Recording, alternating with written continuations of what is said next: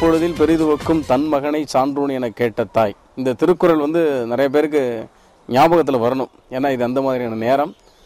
இவ்வளோ அழகாக ஒரு சரவணனை உருவாக்கிய அந்த பெற்றோர்கள் யார், அவங்க சரவணனை பற்றி என்ன சொல்கிறாங்க அப்படிங்கிறதையும் நம்ம கேட்டுருவோம். வணக்கம், சொல்லுங்கள் சார். எனது பெயர் முத்துகிருஷ்ணன். என்னுடைய மனைவி கலா. நான் அவங்கள பேச விட போகிறதில்லன்னு முடிவு பண்ணிட்டீங்க. அவங்கள பற்றி டீட்டெயில்ஸ் நீங்கள் சொல்லுங்கள். நான் அரசு போக்குவரத்து கழகத்திலிருந்து துணை மேலாளராக இருக்கிறேன்.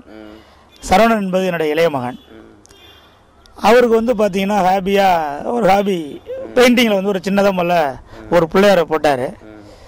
அது பார்க்குறப்ப அப்போல்லாம் நான் ஏதோ செஞ்சிகிட்டு இருக்கிறாரு அப்படின்னு நினச்சி விட்டேன். ரூமில் உட்காந்துட்டு கிளாஸ் பெயிண்டிங் வரைஞ்சிக்கிட்டு இருந்தான். அதை நான் பார்க்குறப்ப என்னப்பா பாரு, என்ன சும்மா ஒரு பிள்ளையார் படத்தை வரைஞ்சிட்டு இருக்கேன்பா அப்படின்னா. சரி, வரைஞ்சி முடிச்ச அப்புறம் என்கிட்ட காட்டு எப்படி இருக்குன்னு பார்க்குறப்ப ரொம்ப நல்லா இருந்தது அது. சரி, அதற்கு பிறகு பார்த்தீங்கன்னா ஒவ்வொரு படமாக ஏதாவது வரைஞ்சிட்டு இருப்பான். அடிக்கடி என்னை பணம் வேணுங்கப்பா. நான் அந்த பணம் கேட்குறப்ப சரி, வெளியில் சுற்றாமல், நம்மளுடைய சன் வெளியில் சுற்றாமல் ஏதோ வீட்டுக்குள்ளே இந்த மாதிரி டிராயிங்ஸாக வரையட்டுமே அப்படிங்கிற மாதிரி அதே ஒரு நாளடைவில் பெரிய பெரிய படங்கள்லாம் வரைந்து காட்டினா. அது ஒரு நாளடைவில் பார்த்தீங்கன்னா இதை நிறைய நண்பர்கள்ட்ட கட்டுறப்ப அவங்க எல்லாருமே இது ஒரு நல்ல விதமாக இருக்குது, இதை ஏன் நீ ஒரு வெளியில் உன்னுடைய திறமையை வெளியில் காட்டக்கூடாது அப்படின்னு அவர் நண்பர்கள் அவனை கேட்ட போது அவன் அதுக்காக பல முயற்சிகள் செஞ்சான். அதுக்கு நம்ம விசாரிக்கிறப்ப கும்பகோணத்தில் நியூ டிவி அப்படி இருக்கிறத அவனே கண்டுபிடிச்சி, அது நான் கூட அதுக்கு எந்த வித ஒரு முயற்சியும் எடுக்கலை. அன்றைக்கு கூட அவன் தனிப்பட்ட முறையில் தான் அந்த யூடிவி நிறுவனத்தை பார்த்து அதுக்கு இந்த மாதிரி ஒரு கலந்துக்கிட்ட நீ வந்திருக்கிறீங்க. பார்க்குறப்ப இந்த மாதிரி என்னுடைய பையனுடைய திறமையை நீங்கள் வெளிப்படுத்த வேண்டும் என்று உங்களை வேண்டி கேட்டுக்கொள்கிறேன். நன்றி. நீங்கள் சொல்லுங்கம்மா, இப்போ உங்கள் பையனை பற்றி நீங்கள் சொல்லுங்கள். ஏன்னா இங்கே ஒரு டீச்சர் நீங்கள் இருந்தாலும் உங்கள் சன்னை பற்றி நீங்கள் என்ன ஒரு கருத்து கணிப்பு வச்சுருக்கிறீங்க? சின்ன வயசுலேருந்து அவனுக்கு டிராயிங் போடுறது ரொம்ப இன்ட்ரெஸ்ட்டு. அது சரி அப்படியே வரையட்டுமேன்னு சொல்லி நானும் விட்டுறது. அப்புறம் ஃபஸ்ட்டு கிளாஸ் பெயிண்டிங் பண்ணும்போது எனக்கு ரொம்ப சந்தோஷமாக இருந்துச்சு. அப்புறம் அவங்க மாமாலாம் கூட வரைஞ்சி கேட்டாங்க, வரைஞ்சி கொடுத்துருக்கான். சரி நீ பண்ணுப்பா அப்படின்னு சொல்லிட்டு. அப்படி இது சைலண்ட்டாக நீங்கள் ஒரு மெசேஜ் கொடுக்குறீங்க போல் இருக்கு.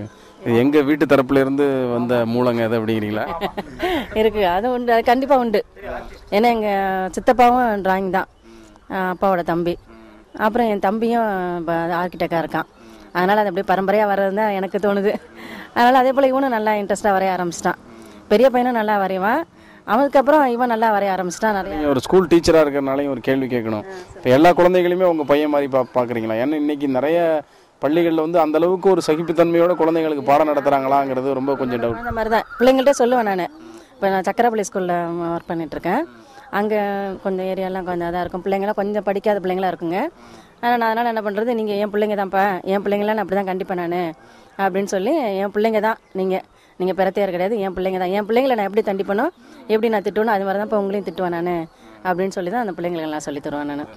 ஒரு நிறுவனத்துலேருந்து ஒரு நியூ தொலைக்காட்சியிலேருந்து கூப்பிட்டு இந்த மாதிரி உங்கள் சன்னை கூப்பிட்டு இந்த மாதிரி ஒரு பாராட்டுறதை பற்றி நீங்கள் என்ன நினைக்கிறீங்க? உங்களுக்கு நீங்களே அந்த ஆர்ட் பண்ணி கிடைச்சா ஒரு மகிழ்ச்சியாக இருக்குமா? அந்த மாதிரி இருக்கு, சந்தோஷமாக தான் இருக்குது.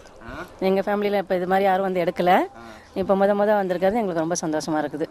அதே மாதிரி பெரிய பையனை ஆர்கிடெக்ட், அதான் சாரி ஏரோநாட்டிக்கல் இன்ஜினியரிங் முடிச்சுட்டு அவனுக்கு மெரிட்டில் தான் கிடச்சிச்சு. ஏஆர்ஆர் ஸ்கூலில் படித்தான், டிஸ்ட்ரிக்ட் செகண்டு. அவனோட பேர் ஃபஸ்ட்டு பேப்பரில் வரும்போது எனக்கு ரொம்ப சந்தோஷமாக இருந்துச்சு. அதை விட இப்போ இது அதிகமாக சந்தோஷமாக இருக்குது. நீங்கள் சொல்லுங்கள், உங்கள் பெரிய பையனை பற்றி சொல்லுங்கள். என்னுடைய பெரிய பையன் பேர் சரவணன், ராஜேஷ். இதுலேருந்து தெரியுது ரெண்டு பேரும் சமமாக நீங்கள் பார்க்குறீங்கன்னு.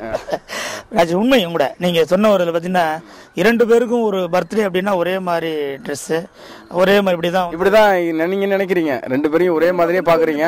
ஆனால் அது கொஞ்சம் காலம் போக போக என்ன ஆகிடுது, அவங்களுக்குள்ள சுயநலங்கள் அதிகமாக இருப்ப சகோதரர்களுக்குள்ள சண்டை வந்துச்சுன்னா முதல்ல யார் ரொம்ப நஞ்சு போகிறதுன்னா நைந்து போகிறது, அதாவது ரொம்ப துவண்டு போகிறது யாருன்னா பெற்றோர்கள் தான். அந்த மாதிரி வரக்கூடாதுங்கிறதுனால தான் 2 பேரையுமே அவர் நல்ல நிலையில் ஒரு டிஸ்ட்ரிக்ட் செகண்ட் வந்தால் கூட கொஞ்சம் ஆவரேஜாக 2 பேரையுமே சென்னை மாநகரத்தில் படிக்க வச்சிருக்கிறேன்.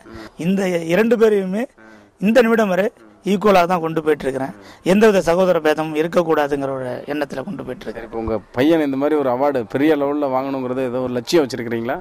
நிச்சயமாக எந்த லெவலுக்கு என்னுடைய குழந்தைகள் போகிறார்களோ, பையன்கள் போகிறாங்களோ அதுக்கு உறுதுணையாக நானும் என்னுடைய மனைவியும் கடைசி வரைக்கும் இருப்போம்.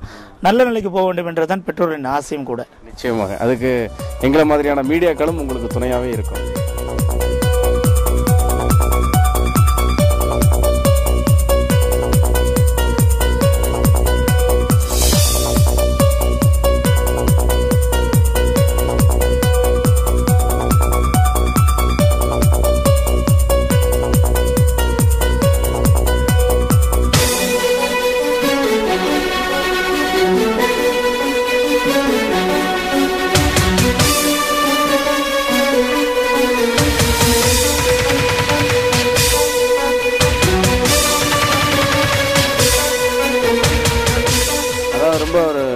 அழகான ஒரு ஓவியத்தை வரைஞ்சிருந்தார் அவர். அந்த ஃபர்ஸ்ட் லவ், அதாவது ஒரு தாய் அழகான ஒரு குழந்தைய தூக்கி அப்படியே இது பண்ணுற மாதிரி நல்லா பண்ணியிருந்தீங்க சரவணன். இந்த ஓவியத்தை என்ன பண்ண போகிறீங்க? இது வந்து என் பேரண்ட்ஸ்க்கு கிஃப்ட் கொடுத்துடலான் இருக்கேன்.